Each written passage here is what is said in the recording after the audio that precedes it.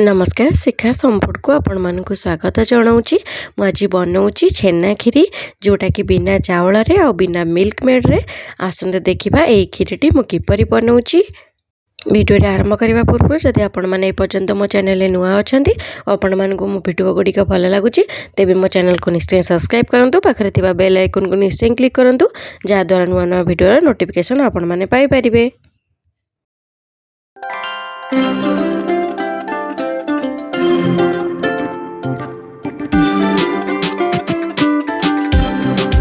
देखंतु मुझे milk powder बा अमूल नहीं एटा मु दहीर छेना नहीं आपड़ चाहिए ये क्षीर छेना नहीं पारे।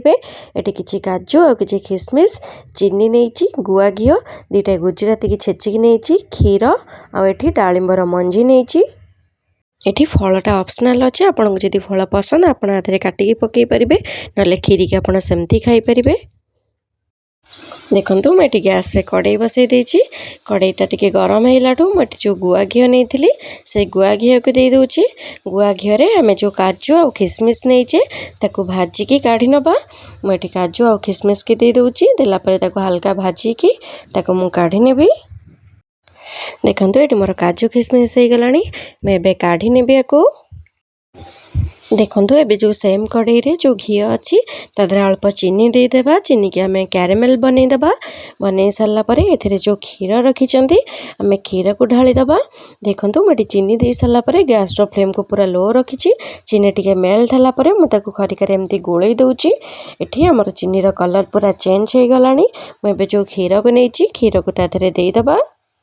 ये मु जो क्षीर नहीं से क्षीर को प्रथम गरम करके तापर रूम टेम्परेचर रे छाड़ी देथिली।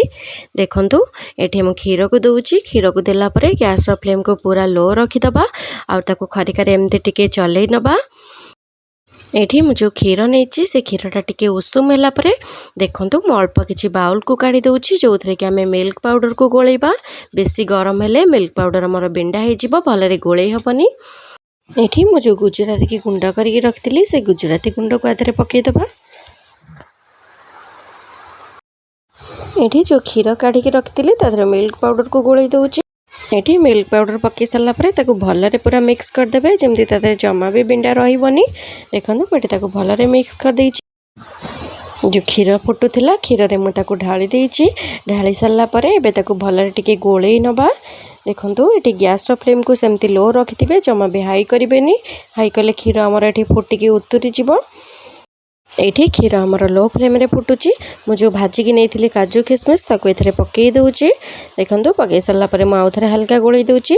मोर एठी क्षीर फुटिकी अल्प अल्प कमी आसलानी। मु एठी जो नैची दही छेनाटा को आपण पूरा फ्रेश छेना नेबे। टिके खट्टा छेना हे गले हमर क्षीरटा छेना छिड़ी जिवो। मोटी देखंतु छेना को मु गरम पानी रे फुटई देथिली। फुटई सारला परे ताको एमती हाथ रे चुपुड़ी के नै जाउची। ता जो बाकी पानी थिबो सेटा बाहरी जिवो आ हमर क्षीरटा जमा भी छेना हबनी। मोटी छेना पकई सारला परे ताको हल्का हल्का गोळै नउची। एठी मु अल्प अल्प छेना पकाउची और अल्प अल्प गोळै नउची। एठी बाकी जो छेना हमर रहिला मु सब छेना को एथरे पकई देबी। देखंतु ये सब छेना पकई सारला परे ताको खरिकारे एमती हल्का हल्का टिके गोळै नेबे। गोळै सारला परे एठी आमे स्वाद अनुसार चीनी दे दबा। आपण मानकु जेतिकी मीठा पसंद आपण सेतिकी चीनी आधरे देबे। एठी मु चीनी दे सारला परे ताको 5 ରୁ 10 मिनिट पर्यंत सेमती फुटिबा को छाड़ीबे। देखंतु एठी आमे जो फुटिबा को बसेबा सेठी मझिरे मझिरे ताको एमती गोळै नोथिबा। एठी देखंतु आस्ते आस्ते क्षीर हमर बहलिया हे आसलानी। एबे आउ 5 मिनिट पर्यंत ताको फुटेबा। एठी देखंतु क्षीर हमर फुटी फुटी पूरा कमी जाइछि आ केते बहलिया हे जाइछि। एठी हमर रेडी हे गला छेना खीरी। आपण माने ए खीरी को घरे निश्चिंत ट्राई करंतु। यार टेस्ट बहुत भल लागिबो। मैं बाउल को काढ़ी दउची। आपण माने चाहिले आको गरम गरम खाई परिबे नले ठंडा करिकि भी खाई परिबे। मैं बाउल को काढ़ी सारला परे किछि डालिंबर मंजी पकई नउची। आपण को जे कोनोसी फल पसंद आधरे पकई परिबे नले सेमती भी खाइबे। फलटा पूरा ऑप्शनल अच्छी आपण चाहिले पकेबे नले सेमती खीरी की खाइबे। एठी देखंतु मो बाउल को काढ़ी नैची। जो भाजी की रखिले किछि काजू आ किसमिश ता ऊपर दे दउची आ किछि डालिंबर मंजी की ता ऊपर पकई दउची। एठी रेडी हो गला आमर छेना खीरी। आपण माने ए खीरी के निश्चिंत घरे ट्राए करंतु। यार टेस्ट किपर लगिला कमेंट रे जणेबे। वीडियोटी पसंद आसले मो चैनल को लाइक करिवे, शेयर करिवे, सब्सक्राइब करिवे।